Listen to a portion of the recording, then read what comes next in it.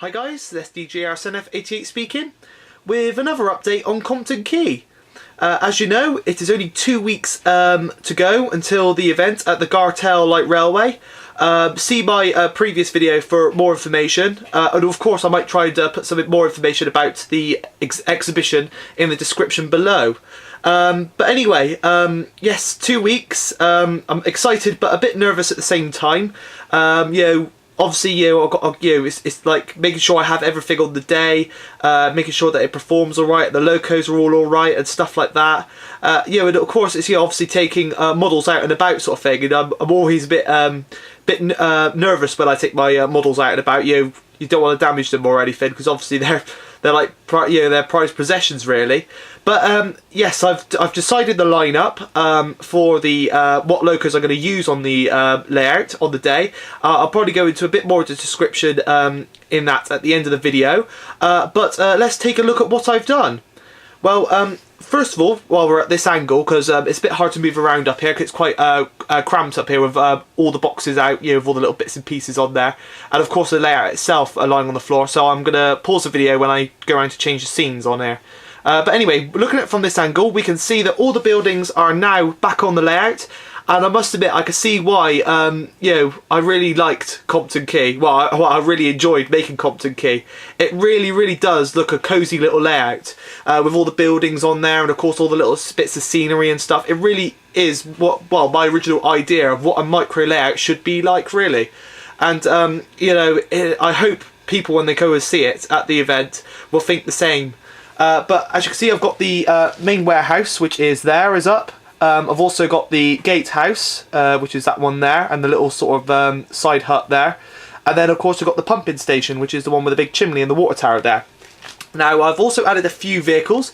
I'll zoom in because you can probably see them from this angle. Here we go. Now there's the Foden truck. I believe it's a Foden. I'm not sure. I can't see the badge from here. But that has always been on the layout, as in every time the previous times I've taken it to the exhibition, when I designed and built it, I sort of incorporated that truck being there. But as you can see, there's a car on the right, which normally is seen, was really bought for Compton Martin, and was seen on the road bridge at the end of Compton Martin. And that is a very special car indeed, and I've decided that I'm going to take it to the exhibition and display it in that location there, because it has a reference to the S&D, as in it's Ivo Peters' car. Now, for those of you who don't know who Ivo Peters is a famous railway photographer, and documented the last sort of years of the S&D. He did it for numerous railways around the UK. He was sort of just like an amateur, railway photographer and filmer. Pretty much like what we do when we go to galas and filming sort of thing, or like what I sort of do. And of course, just like visiting preserved railways and stuff. But obviously, this is when railways were obviously still run under British Railways, and were sort of all being phased out, and he thought that it'd be a good idea to document their last years, and he documented the S&D. The S&D was his all-time favourite, and his car was commonly seen along the route. So I thought it'd be a great idea to incorporate, because the Gartell Railway is on part of the original S&D track bed, that I incorporate his car onto Compton Quay, to make it out as if he's doing a bit of filming or a bit of photography on the day. But anyway, if I zoom out again, as you can see in the top right of the screen, we have where the Compton Quay signs to. You can see there is now a white stripe, which, as I mentioned, I was going to add. So I'm just going to pause the camera here and walk over there, or move the camera over there, and give you a closer look. Right, here we are looking at the side of the fiddle yard, and as you can see, there is the white masking tape stripe that I have added. I spent ages looking for electrical wire, as well as electrical sort of tape that you sort of cover up electrical wires with, but to no avail. So I had to resort on getting some white masking tape, which, if I lean over a side, is here. And now it's a sort of a rough effect, but it's white.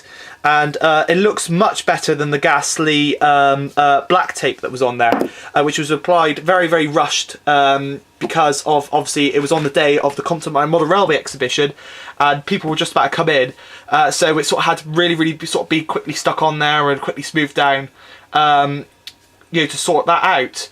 But as you can see, there, that is where the damage is to. You can still clearly see the damage is still clearly visible. I'm afraid that it's going to have to go to the exhibition like this, because although it looks on the camera that it's actually like the masking tape has not been very well applied there, if you look along the whole lot, if I unbolt, there we go.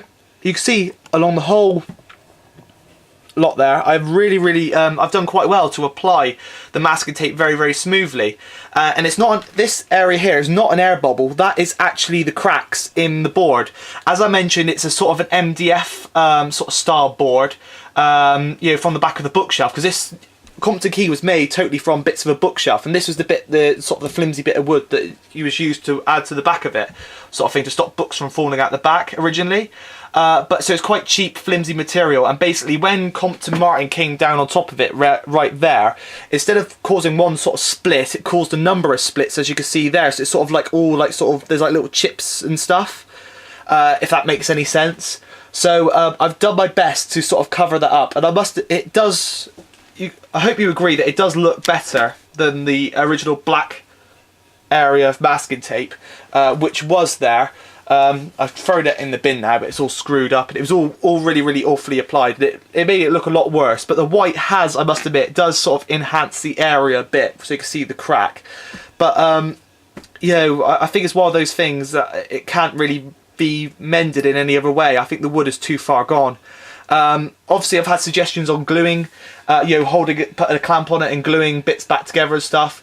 I did think about doing that before doing this, but looking at the wood, once I peeled back the masking tape, I realised how far it had actually gone, and it was a bit worse than I expected, to be quite honest. I was actually quite shocked, and so I don't think glue would have helped it in any way.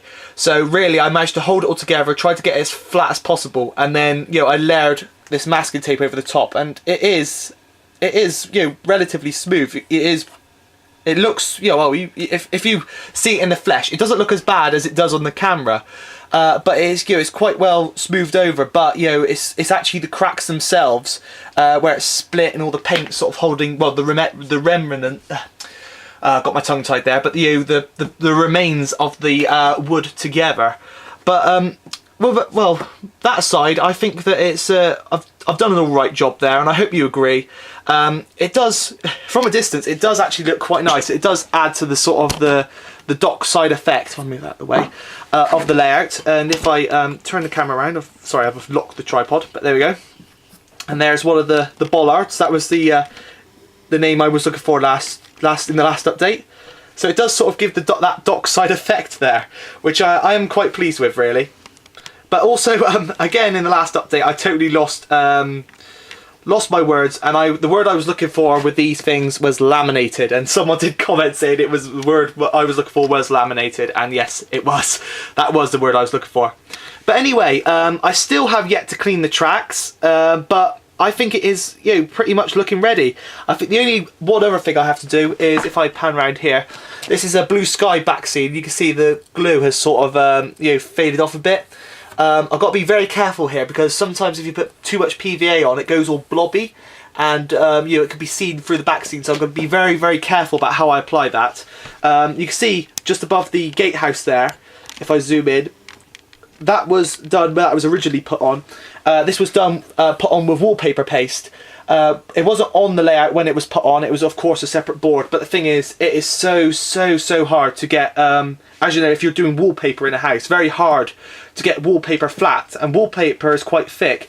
Try doing it with very thin these paper back scenes, and literally it is so hard to not spill a blob or get it, you know, or get an air bubble. And of course we've got a little tiny air bubble in there, but you know, it's hardly noticeable really when you zoom out, really.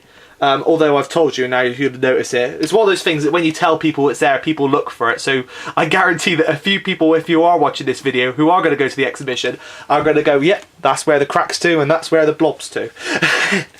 But that aside, I'm glad you all really enjoyed the last update, and I'm glad you all that you all are enjoying that Compton Martin is coming back to the sort of the exhibition scene. And I know a few of you do plan on going, and I also know a few of you are also planning to bring 1 or 2 locomotives to help out on the layout. I know someone that is bringing actually a whole fleet of locos and rolling stock, which would be absolutely brilliant, because that will give me a bit of time to go around and maybe film other people's layouts. I know that 1 or 2 people are going to come over and help me on the day that I know, and they're going to cover for me while I quickly go around and maybe get a bit of footage of the rest of the exhibition. I only plan to take 3 locos on the day, as I've previously mentioned. I think I've previously mentioned 4, but it's now down to 3, purely because I want to get everything all in a box. But I'm going to take Flash, the 04 shunter, and the pannier tank. The Prairie I'm not going to take in the end. She's a lovely loco, but I think that's a bit too much Great Western for an S&D, where the exhibition is very S&D based. And I would like to take an S&D engine, but I haven't really got anything as small, apart from the Ginty, of course, but that's British Rail period. I've also mentioned about taking the Sentinel. I would love to take the Sentinel, but I just think it might look a tiny bit too modern for this layout. But I am thinking about maybe getting a Sentinel at some point in the future, one of the new rodded ones from Hornby, and maybe doing a bit of a respray and creating Compton Quay's very own shunter. Having like Compton Quay on the side of it, as if it's like Compton Quay Dock Authority or something, which I think would be quite interesting. But that's whether or not I could get my pluck up the courage to renumber or rename a loco. But anyway, that's all for now for this update. I've probably blabbered on more than enough. Anyway, all the information about the event, see the previous video, and of course the link below. And of course, if you are planning on going, please drop a comment, and of course on the day do say hello. Don't be surprised if I don't recognise you, because obviously it's I may have talked to you via YouTube, like replied to your comments loads of times, but obviously when you meet people in the flesh you don't know who they are. And I've had in the past I've obviously acted a bit surprised when someone comes up and knows me. There's, "Oh, hello Callum, it's been great to meet you," and I'm there going, "Okay, yeah, who are you?" Which is it's part of the all part of the fun, really. But obviously if you mention your username, I probably will remember who you are, obviously. But that's the way things are, and I quite enjoy that. It is a bit of a laugh in the end, although it is a bit awkward to start off with. But anyway, I hope you all enjoyed this update. And I might do a little tiny running session depending on how much time I get before I go, just to check everything's in order. And of course I'll probably maybe do another update on how I get on with this here. But anyway, that's all for now, and this has been SDJRSNF88 speaking, and thanks for watching.